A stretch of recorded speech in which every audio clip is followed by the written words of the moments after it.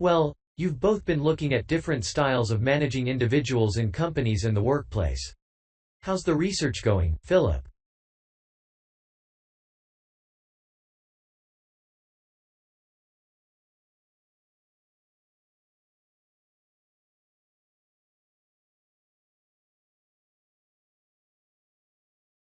Well, I've been looking at why individual differences, are such an important area of management studies.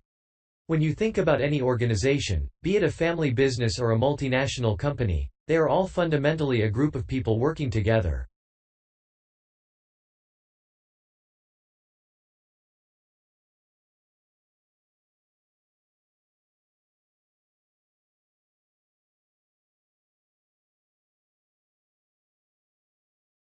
But it's what these individuals contribute to their places of work that makes you realize how important they are. Of course they bring different ideas, but it's also their attitudes and their experiences of learning. Diversity is important in these areas too.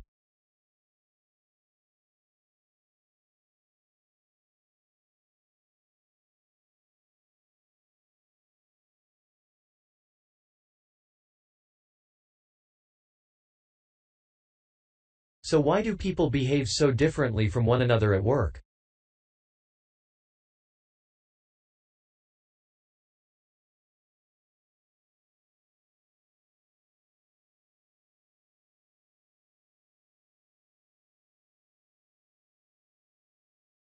There are lots of reasons, but research has shown a lot of it comes down to personality. And the other factor is gender. It's a well-known fact that men and women do lots of things in different ways, and the workplace is no different.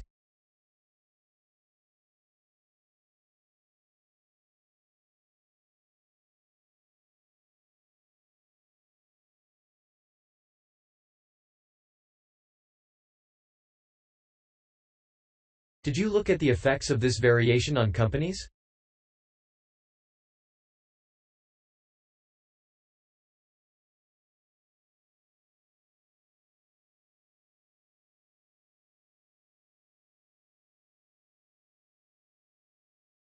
Yes, I did. On the positive side, exposure to such diversity helps encourage creativity, which is generally an asset to a company.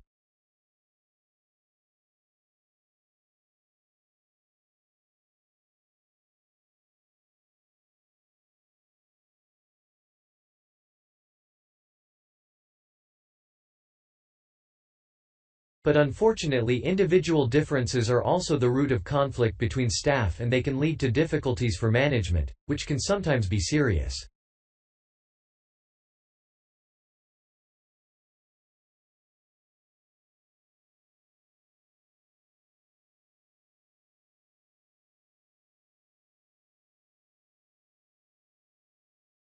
Thanks, Philip. So now I guess the two main things to remember here are to identify individual talent and then to utilize it. So Janice, you were looking at identifying different talents in workers. Do you think this is easy for managers to do?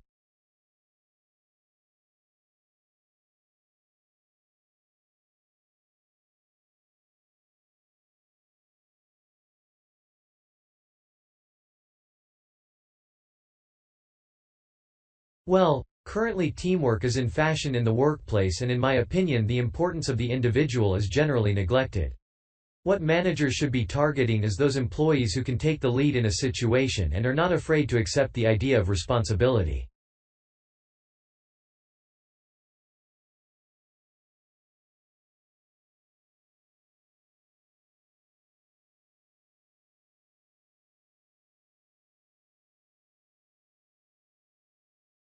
That's true, Janice, but unfortunately many managers think the entire notion of encouraging individuality amongst their staff is far too hard.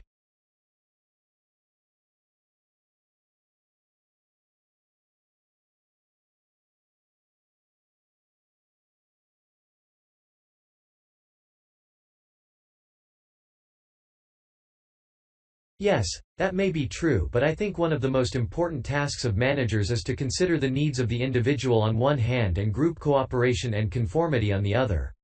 It requires creative thinking on the part of management to avoid tension.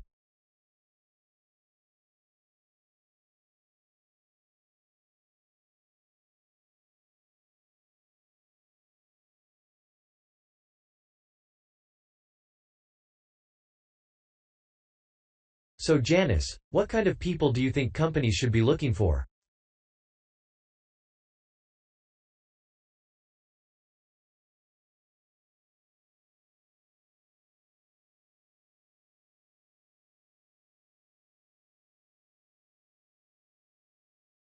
Well, it has to start from the very beginning when companies are looking for new employees.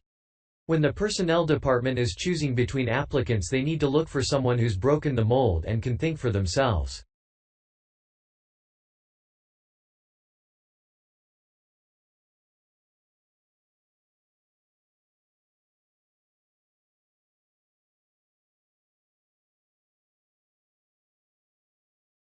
Instead, people making these decisions often use a range of psychological tests to see if a person is a problem solver, or will do as they're told. I'm not convinced these qualities are actually the most important.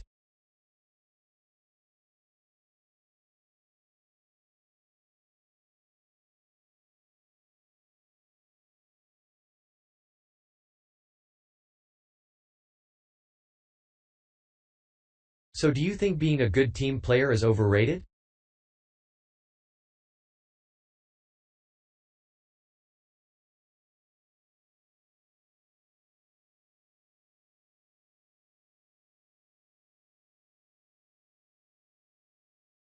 No, it's not overrated.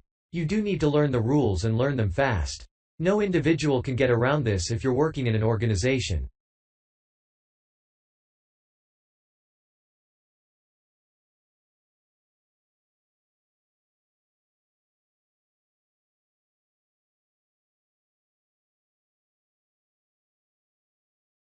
So how should managers deal with this?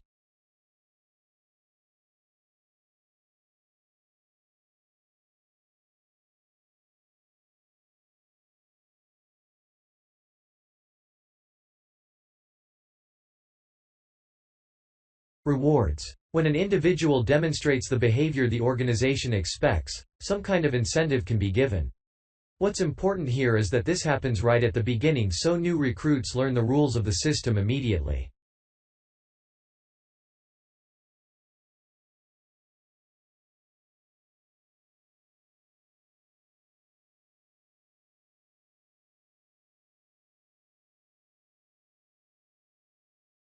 Also, the incentive should be something the individual actually wants, and this isn't always just money.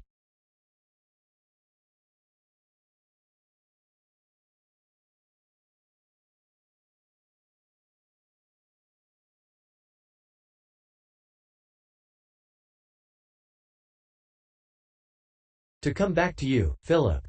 You were saying that recognition of good performers is essential. What else should managers be looking for?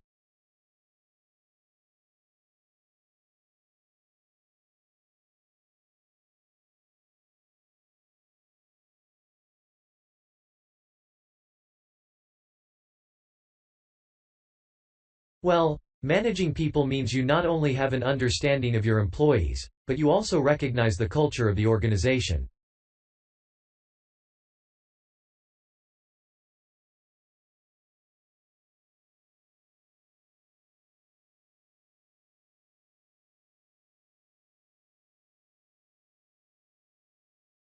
In fact, for some organizations, creativity and individuality may be the last thing they want to see during working hours.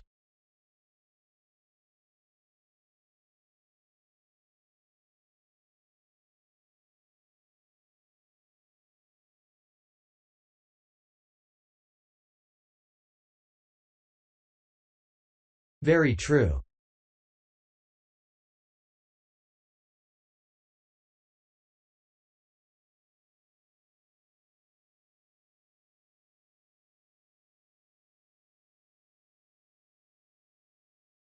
Yes, but managing people isn't as easy as it looks.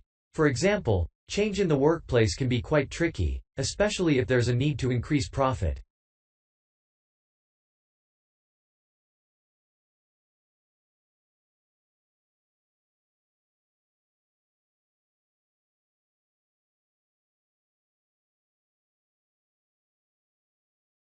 And at times like these, managers may have to give priority to profit rather than individual staff needs.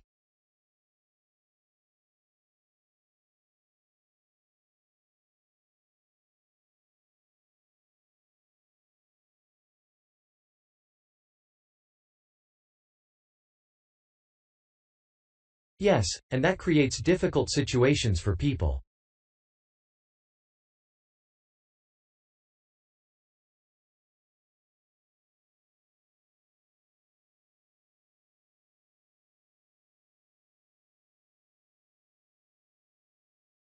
Yes, but what's important is that managers are able to deal with quite high levels of personal stress. During times of change they should be thinking not only about the strain on their staff, but take time out to think of themselves.